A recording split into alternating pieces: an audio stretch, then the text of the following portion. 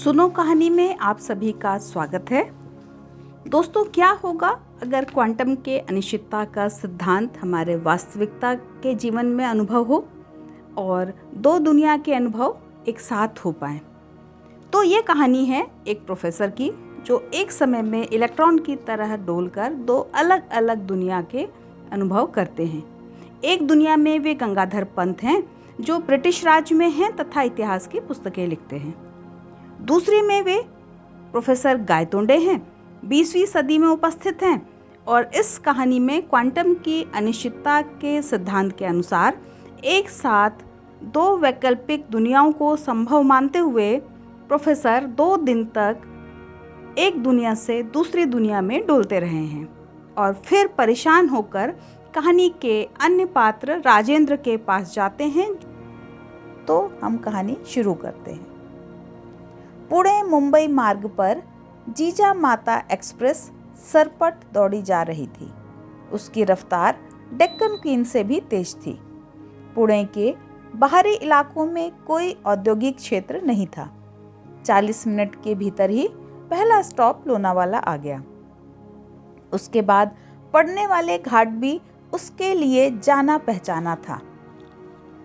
करजत में अल्प विराम के बाद ट्रेन और तेजी से दौड़ने लगी और कल्याण स्टेशन भी दहाड़ते हुए पार कर गई।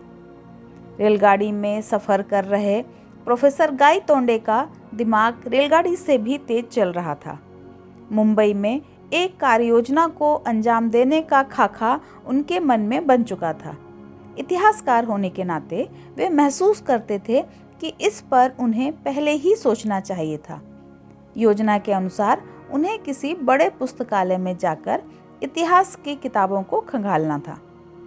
यही सबसे पक्का तरीका था, यह पता लगाने का कि किन रास्तों से गुजरकर समाज आज की हालत में पहुंचा है। अंत में उनकी योजना थी पुणे लौटकर राजेंद्र देशपांडे के साथ विस्तार में बातचीत करने की, जो निश्चित तौर पर घटनाओं को समझने में उनकी मदद कर सकता था। यानी वे मानकर चल रहे थे कि इस दुनिया में राजेंद्र देशपांडे नाम का कोई व्यक्ति है। एक लंबी सुरंग के बाद रेलगाड़ी रुक गई। यह सरहद नाम का कोई स्टेशन था। एक वर्दीधारी एंग्लो इंडियन रेलगाड़ी में यात्रियों के परमिट जांच रहा था। यहाँ से ब्रिटिश राज शुरू होता है। मुझे लगता है आप पहली बार जा रहे हैं, साथ बैठे खान साहब ने पूछा। हाँ, उनका जवाब सचमुच में ठीक था। गंगाधर पंत इससे पहले कभी मुंबई नहीं आए थे। उन्होंने भी खान साहब से सवाल किया, और खान साहब, आप पेशावर कैसे जाएंगे? यह रेलगाड़ी विक्टोरिया टर्मिनस तक जाती है। मैं आज रात ही सेंट्रल मुंबई से फ्रंटियर मेल पकड़ूंगा।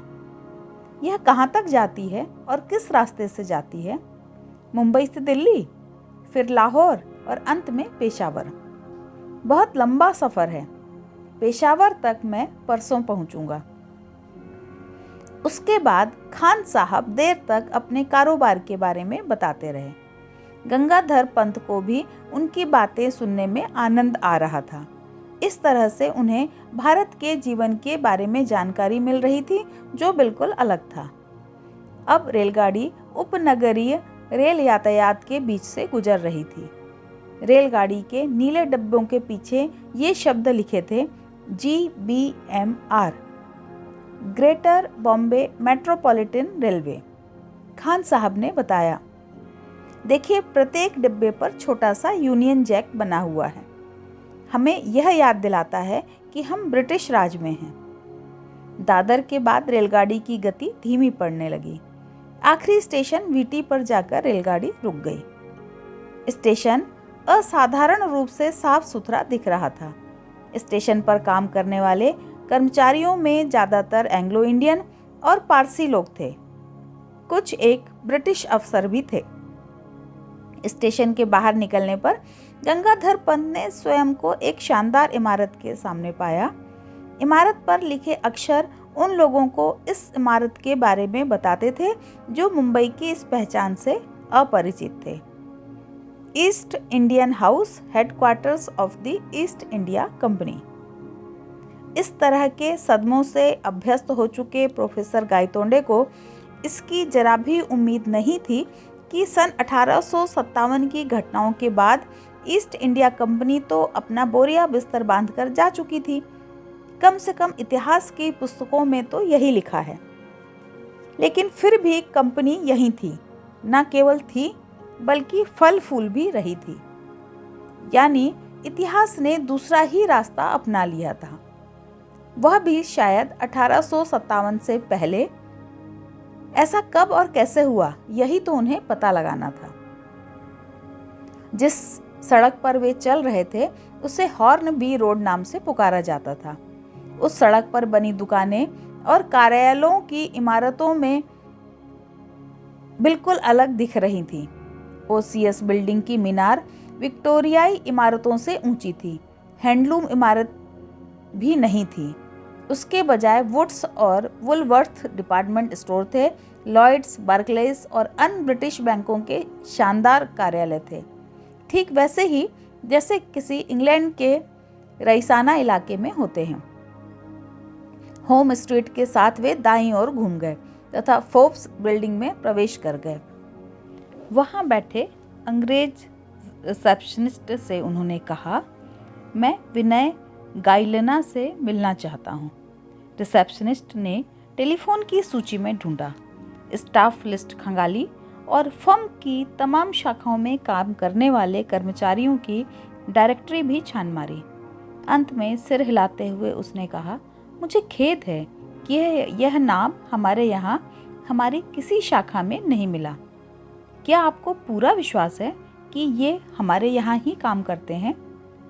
यह भी एक आघात था, हालांकि पूरी तरह अप्रत्याशित नहीं था। अगर वे इस दुनिया में स्वयं मृत होते तो इस बात की क्या गारंटी थी कि उनका पुत्र जीवित ही होगा? सचमुच हो सकता है कि वह पैदा ही न हुआ हो। रिसेप्शनिस्ट को सभ्यता के साथ धन्यवाद देते हुए वे बाहर आ गए। यह इनकी चारित्रिक विशेषता थी। उन्हें रुकने या ठहरने की चिंता नहीं होती थी। इस समय उनकी मुख्य चिंता थी कि किसी तरह एशियाटिक सोसाइटी के पुस्तकालय का रास्ता पकड़ा जाए और इतिहास की इस पहेली को सुलझाया जाए। रेस्टोरेंट में जल्दी जल्दी दोपहर का भोजन कर उन्होंने टाउन हॉल का रुख किया। उन्हें यह देखकर बड़ी राहत महसूस हुई कि टाउन हॉल अपनी जगह मौजूद था और उसके भीतर पुस्तकालय भी। वाचनालय में जाकर उन्होंने कर्मचारी को इतिहास की पुस्तकों की सूची थमा दी, जिसमें उनकी लिखी पुस्तकें भी शामिल थीं। जल्दी ही उनकी लिखी पुस्तकों के 5 खंड उनकी मेज पर आ गए। उन्होंने पुस्तकें पढ़ना शुरू की।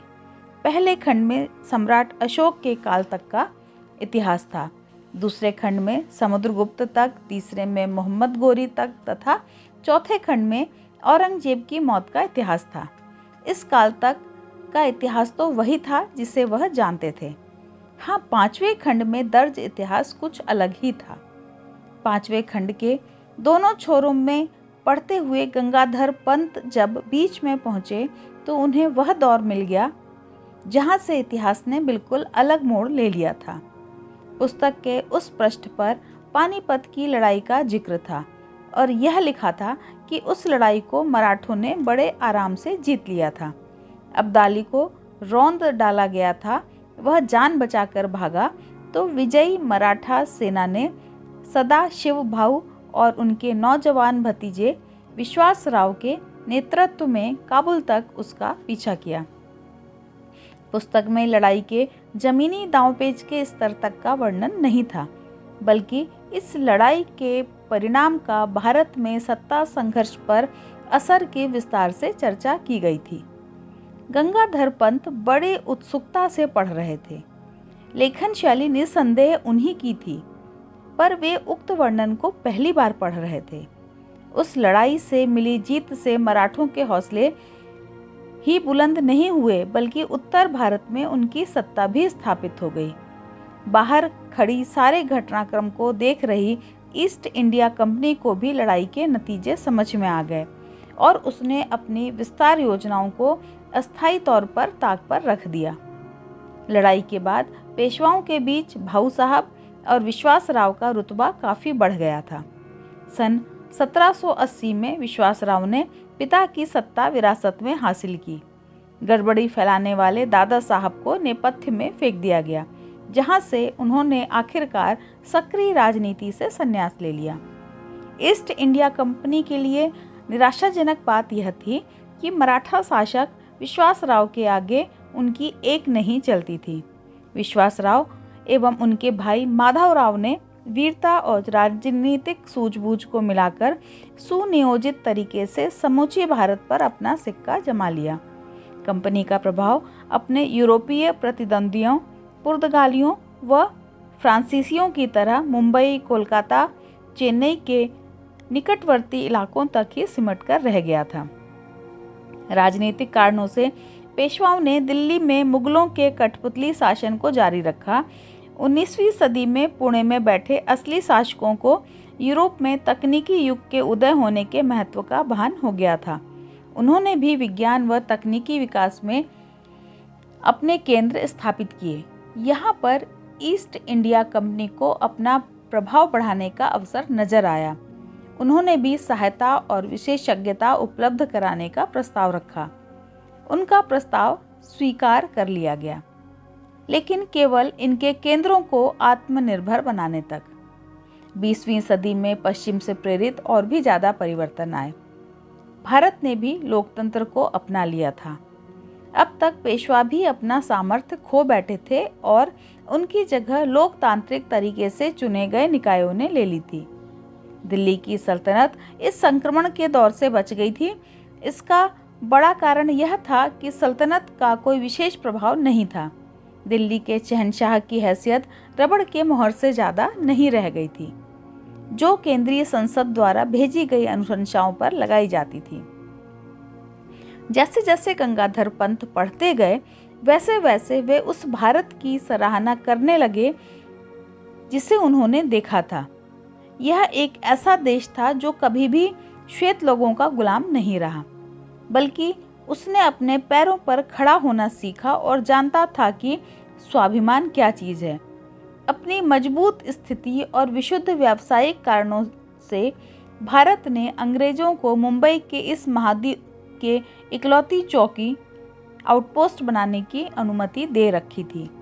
सन 1908 में की गई एक संधि के अनुसार यह पट्टा सन 2001 तक चलना था। गंगाधर पंत का माथा ठनका। कौन सा देश असली था, जिसे वह जानता था, वह जिसे वह चारों ओर देख रहे थे? पर साथ ही उन्हें लगा कि उनकी तमाम जांच पड़ताल अधूरी थी। मराठों ने लड़ाई कैसे जीती? जवाब जानने के लिए जरूरी था कि वे लड़ाई के विवरण को ही देखें। उन्होंने फिर अपने सामने पड़ी किताबों और पत्रिकाओं को खंगालना शुरू किया। अंत में पुस्तकों के बीच उन्हें एक ऐसी पुस्तक मिली जिसने उन्हें कुछ सुराग दिया। यह किताब थी भाऊ साहेब बम्बाची। हालांकि ऐतिहासिक सबूतों के लिए वे कभी कभार ही बखारों पर भरोसा करते थे, पर उन्हें पढ़ने में उन्हें आनंद आता था। कभी कभार चित्रों, चार्टों, लेकिन मनमाने तरीकों से लिखे गए विवरणों तले दबे सच के अंकुर मिल ही जाते हैं। ऐसा ही एक सच का अंकुर उन्हें मात्र 3 पंक्तियों के विवरण में मिला कि विश्वासराव मौत के कितने करीब पहुंच गए थे, और फिर विश्वासराव को भीड़ के करीब ले गए। वहां पर अभिजात वर्ग के सैनिक लड़ रहे थे। विश्वासराव ने उन पर धावा बोल दिया। उस दिन भगवान उन पर दयालु था। एक गोली सनसनाती हुई कान को छूकर निकल गई। तिल बराबर भी गोली इधर उधर होती तो उनकी जान जा सकती थी। कब शाम के 8 बज गए पता ही नहीं चला। लाइब्रेरियन ने बड़ी शराफत से प्रोफेसर को याद दिलाया कि लाइब्रेरी बंद की जा रही है। तभी जाकर उनका ध्यान भंग हुआ। ओह, माफ़ी चाहता हूँ श्रीमान, पर आपसे प्रार्थना है कि इन पुस्तकों को यहीं रखी रहने दें, ताकि कल सुबह मैं दोबारा इन्हें पढ़ सकूं। सुबह लाइब्रेरी कितने बजे खुलती है? सुबह 8 बजे श्रीमान, लाइब्रेरियन ने मुस्कुराकर बताया। धुन का पक्का अन्वेषक उनके सामने खड़ा था। मेज छोड़ने से पहले प्रोफेसर ने कुछ नोट अपने दाईं जेब में डाल लिए। अनजाने में ही उन्होंने बखर को अपनी बाईं जेब में ठूंस लिया। एक गेस्ट हाउस में उन्हें रहने का ठिकाना मिल गया और उन्होंने थोड़ा सा भोजन किया। खाना खाकर वे आज़ाद मैदान की ओर टहलने निकल गए। मैदान में उन्होंने देखा कि लोगों की एक भीड़ एक पंडाल की ओर चली जा रही है। आदत से मजबूर प्रोफेसर गायतोंडे ने कदम भी पंडाल की ओर बढ़ा लिए। गरम भाषण चल रहा था। हालांकि लोगों का आना जाना जारी था, लेकिन प्रोफेसर गायतोंडे का ध्यान श्रोताओं की भीड़ की तरफ नहीं था। वे तो मंत्रमुग्ध से मंच की ओर चले जा रहे थे। मंच पर एक मेज और एक कुर्सी थी जो खाली पड़ी थी। यह क्या, अध्यक्षीय पद खाली पड़ा है? इस दृश्य ने उन्हें भीतर तक हिला दिया। फिर जैसे लोहे का टुकड़ा चुंबक की ओर खिंचा चला जाता है, वैसे ही वे भी कुर्सी की ओर तेजी से खिंचे चले गए। वक्ता भाषण देते देते बीच में ही रुक गया, जैसे उसे सांप सूंघ गया हो। लेकिन श्रोतागण चीखने चिल्लाने लगे, कुर्सी खाली करो। इस भाषण का कोई चेयरमैन नहीं। मंच से उतरिए जनाब। यह कुर्सी केवल नाम की है, क्या तुम जानते नहीं? क्या बेवकूफी है। क्या किसी ने कभी ऐसा आम भाषण सुना है जिसमें कोई अध्यक्ष ना हो? प्रोफेसर गायतोंडे ने माइक संभाला और अपने विचार प्रकट करने लगे। देवियों और सज्जनों, चेयरमैन के बगैर भाषण वैसे ही है जैसे डेनमार्क के राजकुमार के बगैर शेक्सपियर का हेलमेट। मैं आपको बताना चाहता हूँ, लेकिन दर्शक सुनने के मूड में बिल्कुल नहीं थे। हमें कुछ मत बताओ।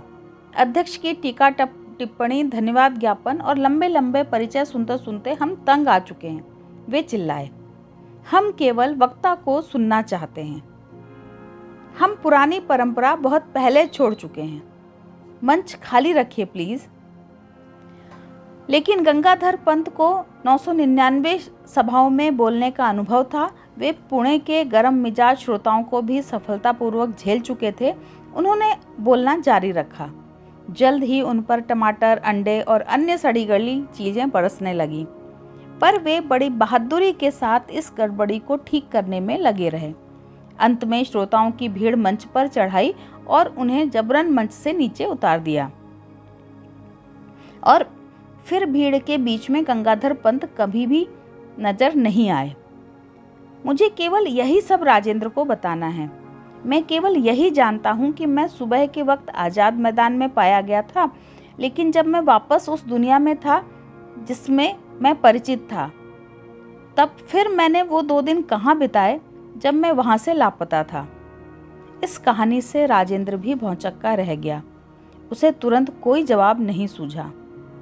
प्रोफेसर, ट्रक से टकराने के ठीक पहले आप क्या कर रहे थे? राजेंद्र ने पूछा। मैं महाविपत्ति के सिद्धांत पर विचार कर रहा था और सोच रहा था कि इतिहास पर इसका क्या असर होगा। ठीक मैंने ही ऐसा सोचा था, राजेंद्र ने मुस्कुराकर कहा। इस तरह के संतुष्ट भाव से मत मुस्कुराओ। अगर तुम सोच रहे हो कि मेरा दिमाग चल गया है और मेरी कल्पना बेकाबू होकर दौड़ लगा रही है, तो यह देखो। इतना कहकर प्रोफेसर गायतोंडे ने सबूत पेश किया। पुस्तक से फाड़ा गया पन्ना। उस छपे हुए पृष्ठ को राजेंद्र ने पढ़ा और पढ़ते पढ़ते उसके चेहरे का रंग बदलने लगा। चेहरे से मुस्कुराहट गायब हो गई। उसकी जगह संजीदगी छा गई। अब गंगाधर पंत की बात वजनदार हो गई थी। लाइब्रेरी से निकलते वक्त मैंने बखर अपनी जेब में ही ठूस लिया था। खाने का बिल चुकाते वक्त मुझे इस गलती का एहसास हुआ। मेरा इसे अगली सुबह लौटा देने का इरादा था, पर ऐसा लगता है कि आज़ाद मैदान में संभ्रांत जनों की भीड़ में धक्का मुक्की के दौरान पुस्तक गायब हो गई। केवल यही फटा पृष्ठ बच गया। खुशकिस्मती से इसी पन्ने पर सबसे मुख्य सुराग है। राजेंद्र ने पन्ना दोबारा पढ़ा। पन्ने पर लिखा था कि किस तरह विश्वासराव गोली से बाल बाल बच गए और किस तरह मराठा सेना ने इस घटना का अच्छा शकुन मनाते हुए लहर का रुख अपने पक्ष में मोड़ दिया। और अब इसे देखो। गंगाधर पंत ने भाऊ साहब बखर की अपनी प्रति निकाली, जिसमें काम का पृष्ठ पहले से ही खुला हुआ था। उस पर कुछ इस तरह लिखा था। और फिर विश्वासराव अपने घोड़े को भीड़ भाड़ वाली जगह पर लाए।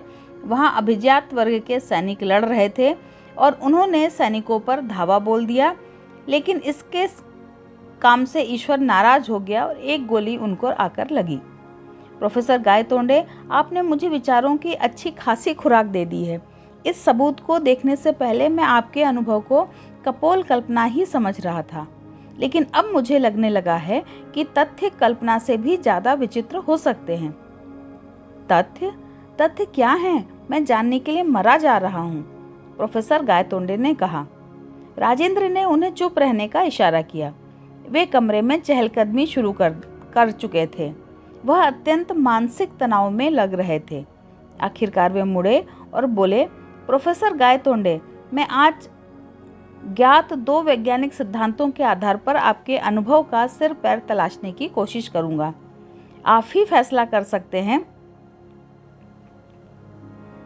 कि यह सच्चाइयों के विषय में मैं आपको संतुष्ट कर पाया या नहीं, क्योंकि आप सचमुच में एक अद्भुत अनुभव से गुजरे हैं, या यूँ कहें कि आपने महाविपत्ति का अनुभव किया है जो ज़्यादा ठीक होगा। बताओ राजेंद्र, मैं सुन रहा हूँ, प्रोफेसर गायतोंडे ने कहा। राजेंद्र ने चहलकदमी करते हुए बोलना जारी रखा। आपने उस सेमिनार में महाविपत्तिकारी सिद्धांत के बारे में बहुत कुछ सुना है। आइए इसे पानीपत की लड़ाई पर लागू करके देखें। खुले मैदानों में सैनिकों द्वारा एक दूसरे से लड़ी गई लड़ाइयाँ, आमने सामने की लड़ाइयाँ इस सिद्धांत के शानदार उदाहरण को प्रस्तुत करती हैं। पानीपत में मराठा सेना अब्दाली के सैनिकों का सामना कर रही थी। मराठा सेना और अफगान सेना के बीच में कोई बड़ा अंतर नहीं था। उनके अस्त्र और शस्त्र भी बराबरी के थे, इसलिए हार जीत बहुत कुछ सेना प्रमुखों की रणनीतियों और सैनिकों के हौसले पर निर्भर थी। पर विश्वासराव, जो पेशवा का बेटा और उत्तराधिकारी भी था, मारा गया तब लड़ाई का पासा ही पलट गया। इतिहास में दर्ज है कि उसका चाचा भाऊ साहब भी भीड़ की ओर दौड़कर गया था। उसके बाद वह कहीं नहीं दिखा। उस महत्वपूर्ण समय में सेना नायकों के खात्मे से सैनिकों को गहरा धक्का लगा। उनके हौसले पस्त हो गए और उनमें लड़ने की हिम्मत नहीं रही। बिल्कुल ठीक प्रोफेसर, और फटे हुए पृष्ठ पर मुझे आपने जो दिखाया वह बताता है कि विश्वासराव गोली खाने से बच गए तो लड़ाई का पासा ही पलट गया। इस घटना से पूरा इतिहास ही बदल गया और सैनिकों पर इसका असर भी एकदम उल्टा हुआ। उनके हौसले बुलंद हो गए और उनमें लड़ाई लड़ने का नया जोश भर गया, जिससे बहुत बड़ा अंतर आ गया, राजेंद्र ने कहा। हो सकता है वाटरलू की लड़ाई के बारे में भी ऐसी ही बातें कही जाती हैं, जिससे नेपोलियन जीत सकता था, लेकिन हम एक अनोखी दुनिया में रहते हैं जिसका इतिहास भी अनोखा है। हो सकता था का विचार अटकलबाजी के लिए तो ठीक है, लेकिन वास्तविकता से इसका क्या लेना देना, गंगाधर ने कहा। मैं इसी बात पर आ रहा हूँ। दरअसल यही चीज मुझे दूसरे बिंदु पर लाती है, जो आपको कुछ आश्चर्यजनक लग सकता है, पर मेहरबानी करके मुझे सुनिए, राजेंद्र ने कहा। गंगाधर पंत उत्सुकता के साथ सुनने लगे। वास्तविकता से आप क्या अर्थ लगाते हैं? हम इसे अपनी संवेदनाओं द्वारा प्रत्यक्ष अनुभव करते हैं या उपकरणों के जरिए अप्रत्यक्ष रूप से? लेकिन क्या यह हमारी दृष्टि तक ही सीमित नहीं है? क्या यह अन्य रूपों में प्रकट नहीं हो सकती? बहुत छोटी सी प्रणालियां, अणुओं और उनके संघटकों पर परीक्षणों से पता चलता है कि वास्तविकता अनोखी नहीं हो सकती। इन प्रणालियों के साथ काम करते हुए भौतिक शास्त्रियों ने कुछ चौंकाने वाली खोज कर डाली है। इन प्रणालियों के व्यवहारों की कभी भी निश्चित तौर पर भविष्यवाणी नहीं की जा सकती। एक उदाहरण लें, मैं किसी स्रोत से एक इलेक्ट्रॉन दागता हूँ, यह कहाँ जाएगा? अगर बंदूक से गोली चलाऊं किसी भी दिशा में किसी खास गति के साथ, तो मैं जानता हूँ कि कितने समय के बाद गोली कहाँ पर होगी।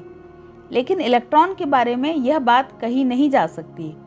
यह यहाँ भी हो सकता है, वहाँ भी और कहीं भी।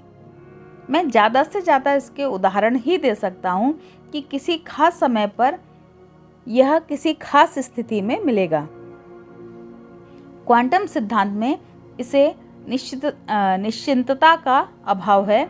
मेरे जैसे अज्ञानी इतिहासकार ने भी इसके बारे में सुना है, प्रोफेसर गायतोंडे ने कहा। तो दुनिया में अनेक तस्वीरों की कल्पना करें। एक दुनिया में इलेक्ट्रॉन यहाँ मिलता है तो दूसरी में वहाँ, किसी और दुनिया में ये कहीं और मिलता है। एक बार शिक्षक पता लगा ले कि वह कहाँ है, हम जान जाते हैं कि किस दुनिया के बारे में बात हो रही है। लेकिन वे सभी वैकल्पिक दुनिया एक साथ ही मौजूद हो सकती हैं। इतना कहकर राजेंद्र चुप हो गया, जैसे वह अपने विचारों की कवायद कर रहा था। लेकिन क्या इन अनेक दुनियाओं के बीच में भी कोई संबंध है? प्रोफेसर गायतोंडे ने पूछा। हाँ भी और नहीं भी। दो दुनियाओं की कल्पना कीजिए, दोनों में एक इलेक्ट्रॉन अणु के नाभिक की परिक्रमा कर रहा है, जैसे कि ग्रह सूर्य की परिक्रमा करते हैं, गायतोंडे ने टोका। वैसे नहीं, हमें ग्रह के परिक्रमा का पथ पता होता है, लेकिन इलेक्ट्रॉन अपने अनगिनत अवस्थाओं में से किसी एक में परिक्रमा कर सकता है। इन अवस्थाओं का दुनिया को पहचानने में इस्तेमाल किया जा सकता है। एक नंबर की अवस्था में इलेक्ट्रॉन की ऊर्जा ऊंची है, दूसरे नंबर की अवस्था में यह निम्न ऊर्जा अवस्था में होता है।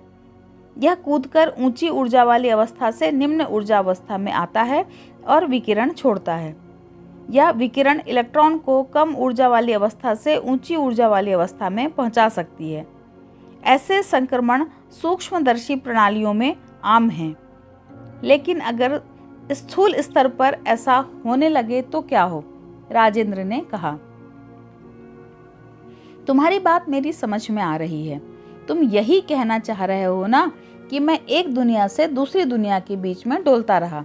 गंगाधर पंत ने पूछा। हाँ, भले ही यह कपोल कल्पित लगे, लेकिन यही एक कारण है जो मैं बता सकता हूँ।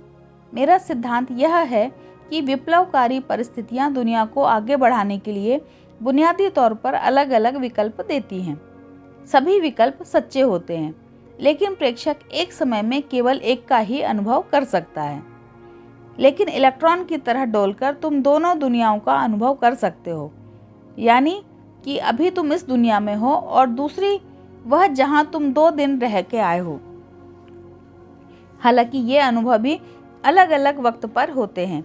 इन 2 दुनियाओं में से एक का इतिहास तो हम सब जानते हैं, दूसरी का इतिहास अलग हो जाता है। यह अलगाव पानीपत की लड़ाई से शुरू हुआ। आप ना तो अतीत में गए, ना ही भविष्य में, आप वर्तमान में ही थे, पर एक दूसरी दुनिया का अनुभव कर रहे थे। अवश्य ही काल के विभिन्न पड़ावों पर होने वाले बदलावों के कारण कई और दुनियाओं का जन्म हो रहा है। राजेंद्र द्वारा विस्तार से समझाए जाने के बाद गंगाधर ने यह सवाल पूछा जो उन्हें सबसे ज़्यादा परेशान कर रहा था। लेकिन मैं इस तरह से डोला ही क्यों? अगर मैं इसका जवाब जानता तो शायद एक समस्या सुलझा चुका होता। दुर्भाग्य से विज्ञान में अनेक अनसुलझे सवाल हैं और यह उन्हीं में से एक है। लेकिन इससे मेरा अनुमान लगाना बंद नहीं होगा, राजेंद्र ने मुस्कुराते हुए कहा। लेकिन इस तरह दुनिया में एक दुनिया से दूसरी दुनिया के आने जाने के लिए किसी परस्पर क्रिया का होना जरूरी है।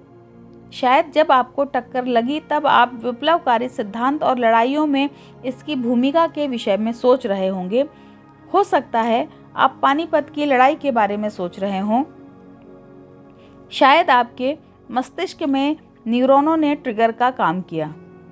आपका अनुमान सटीक है। मैं सचमुच यही सोच रहा था कि अगर लड़ाई में मराठों की जीत हुई होती तो इतिहास किस करवट में होता, प्रोफेसर गायतोंडे ने कहा।